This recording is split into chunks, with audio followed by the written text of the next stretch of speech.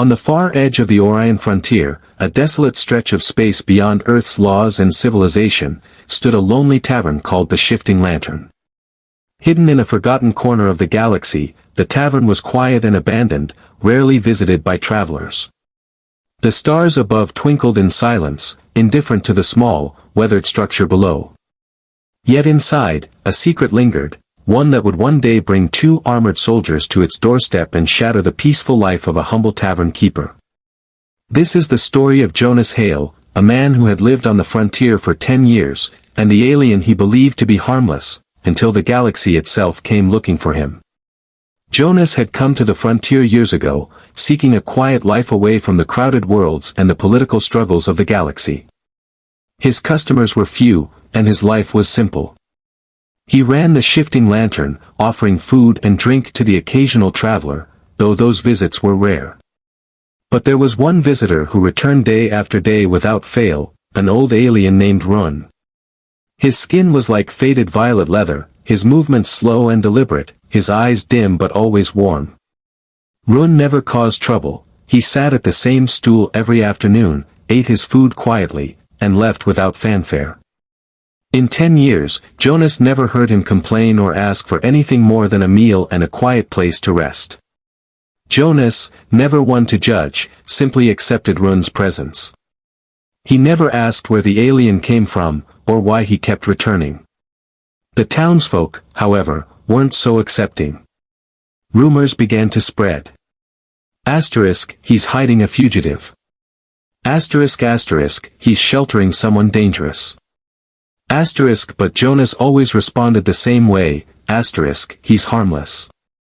Asterisk, the thought that this frail old alien could be anything other than what he seemed never crossed his mind. And so life continued, quiet and routine, until one night when everything changed. It was a calm evening when Run walked in, but this time, something was different.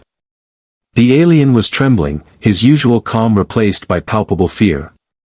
His eyes darted nervously from shadow to shadow, and his hands shook as he gripped his cane.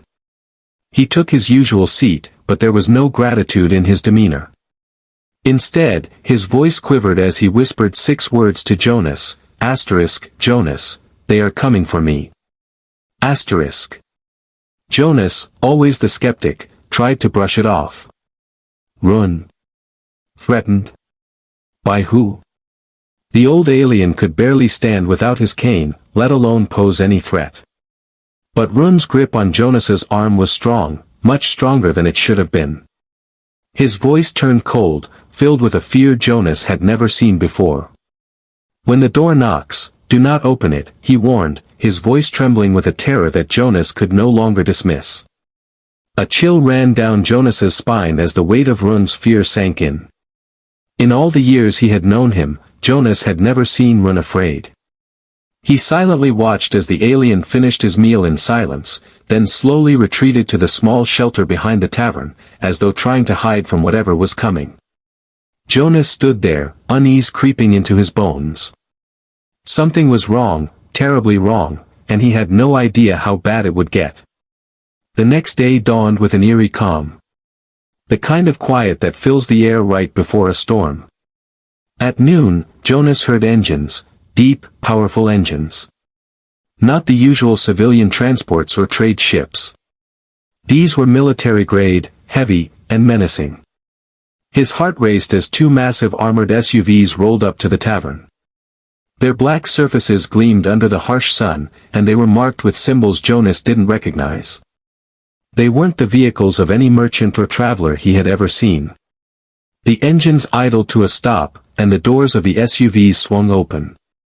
2 soldiers emerged, tall, broad, their armor shimmering purple, reflecting the light in a way that made them look like giants. They were the same species as Run, but younger, stronger, and made for war. The soldiers didn't greet Jonas. They didn't explain their presence. They simply pushed past him, entering the tavern as if he were invisible. One of them, a grim figure with piercing eyes, turned toward Jonas and demanded, asterisk, where is the elder? Asterisk, the way he said it wasn't a question, it was a command. It sent a jolt of fear through Jonas. The elder, Run was the only alien Jonas knew, but why would these soldiers be searching for him? Why would they be so determined? The soldiers began to search the tavern, moving methodically through every corner, rifling through cabinets, and scanning the rooms with military precision. Jonas, heart pounding, tried to keep up, his mind racing. Asterisk, please, stop. If Run is hiding, there has to be a reason. He's harmless, asterisk, he pleaded. But the soldiers didn't listen. They were relentless, ignoring his pleas as they tore through the place. The older soldier, his eyes weary, took a moment to examine the room.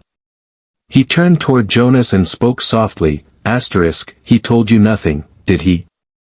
Asterisk, Jonas could only shake his head, confusion deepening. The soldier continued, his tone almost respectful. Asterisk, Run is not harmless. He is not weak.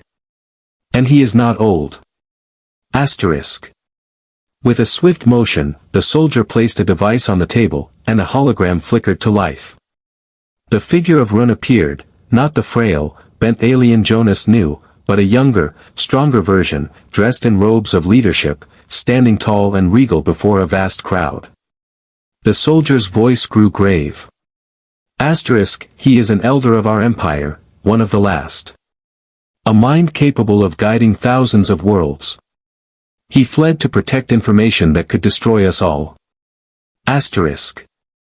Jonas stumbled back, the weight of the revelation hitting him hard. Run. A leader. A fugitive carrying galactic secrets. Everything Jonas thought he knew about the alien was wrong, completely wrong. The younger soldier spoke, his voice as cold and mechanical as his armor. Asterisk, the elder is dying. If he doesn't return to us, he won't survive another cycle. Asterisk, Jonas's world tilted as he realized that the alien he had always seen as sick and frail wasn't dying of old age, but of something else, something that had been hidden from him. The pain of that realization hit hard, but there was no time to process it. The soldiers kept searching. Then, out of the silence, a soft cough echoed from behind a storage door. The soldiers froze, turning toward the sound. The moment of truth had come. The door creaked open, and Run stepped out, trembling, barely able to stand on his own. His skin was pale, his breath shallow, but his eyes were calm. There was no fear in them, only acceptance.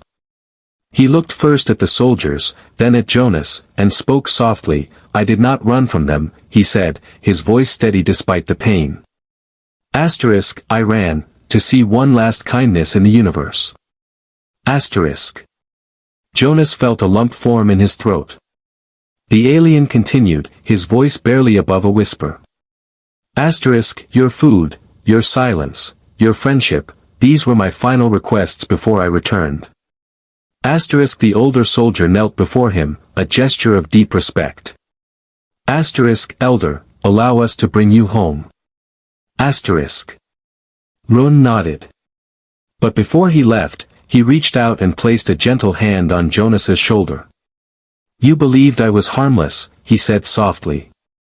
Asterisk, and because of that, you showed mercy. Remember this, kindness is the strongest power in the galaxy. Asterisk. With those final words, Run turned and walked out of the tavern for the last time, the soldiers following close behind.